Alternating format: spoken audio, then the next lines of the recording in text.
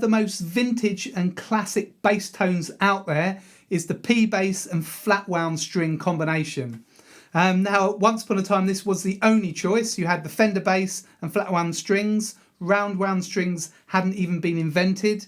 They were invented in the early 60s and only really became popular towards the end of the 60s.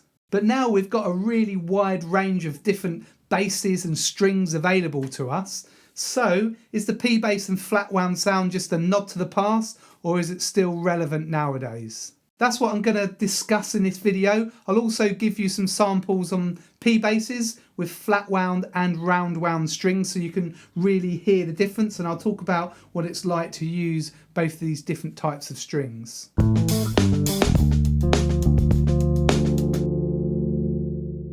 First of all, let's quickly talk about the P-bass, and then I'll move on to strings. I own lots of different models of basses that I need for my professional work. 4 strings, 5 strings. I've got a uke bass, P-bass, J-bass, active basses. But if I know that I don't need a 5 string for a gig, a particular gig, then I'll probably take out a P-bass. I've got 3 P-basses. I've got my custom P-bass, my green one that I put together, you might have seen in videos. That's the Tele bass. It's got 1 single coil pickup on it. And then I've got this bass. This is actually my school bass that I custom kind of made. At a later stage I put this neck on and I put bare knuckle pickups into the bass as well. And this has got Flatwound strings on it. And I've also got my Lakland P bass that's got Roundwound strings, the Sunburst bass. Personally, I love P basses for the sound that they produce. They're very minimal. They just have a volume knob and a tone knob. So it's very, very simple to operate, but the tone is fantastic. You can't really beat it in my eyes. It cuts through the mix beautifully, and sound technicians love P-basses for this reason. If I'm recording at home and I'm mixing, then a P-bass is always really easy to mix. There's just a few tweaks I have to do with the EQ, but it really sits nicely in the track. I don't really have to do much to it. So I like using a P-bass for recording. Of course, I might prefer a J-bass or a more modern bass for certain tracks, but a P-bass is a strong contender and it's probably my go-to bass. If you're enjoying this lesson, then don't forget to subscribe to my channel. You can do that by clicking the red subscribe button in the corner of the screen, and if you click the bell and select all, then you'll get notified as soon as I release a new video lesson. So on to strings. I'll now play you 2 recordings, first of all on my Lakland P bass with Roundwound strings on them, and then on this bass with Flatwounds. Now, obviously they're 2 different basses, but they're both P basses and they've both got bare knuckle pickups on them. So they're very similar sounding basses, so you'll get a good idea of the differences between the flats and the rounds. You really need headphones or good speakers if you want to hear the difference between these 2 basses and the difference between the 2 types of strings.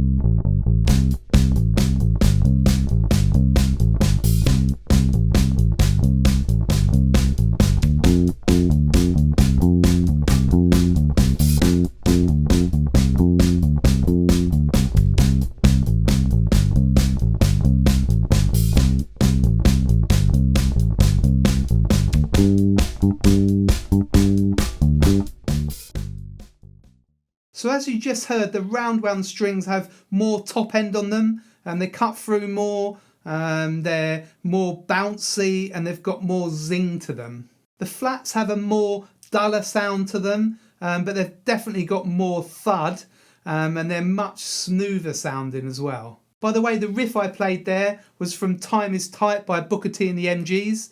The original track featured Duck Dunn on bass. He was really well known for having a P bass with flats. So I think that sound works better for that track. If you want, you can get a copy of that bass line in standard notation and tab. If you just click below in the description, you'll find it there. And this was also featured on my Riffmeister bootcamp. You can sign up to that anytime. It's a video course for bass players. Just look for details again for that below in the description. So what about playability? Well, because of the higher tension on them, I find Flatwounds a little bit harder to play for fast bass lines. You can get low tension options like Labella low tension flexible flats, but also because they're smoother, I find them a little bit harder. They're just not as playable for fast bass lines. But with roundwounds, you do get a lot more string noise. That might not be a problem for you, but if string noise is a problem, then flats will help you with that a lot. James Jamerson is the obvious contender when discussing the P-bass flatwound combination, but there are lots of other iconic bass players that have used this combo. So we've got bass players like Duck Dunn, I mentioned, Roger Waters, Sting, John Deacon and Steve Harris. You can of course use flatwounds for other basses, so you don't just have to use them for the P bass, and they sound great in certain situations on a J bass as well, for example. You have quite a lot of choice when you're picking a flatwound string, but these are some of the popular contenders. I've got Rotor Sound Jazz Bass Monal Flatwounds. These are the ones that I've got on my black P bass. Labella Deep Talking Bass Flats. These are fantastic. G&H Precision Flats. Elite's Detroit Flats. I'm going to try these out actually. I'm going to put them on my green bass. I'll let you know how that goes. Tomastic Jazz Flats. D'Addario Flats. So there are loads more, but these are some of the most popular ones that are used. So what's my verdict on the P-bass flats combination? Well, for me, I couldn't do without this sound. It's fantastic, it's vintage, it's got that real thud, that thump when you need it. And as I said, it really cuts through the mix in a unique way.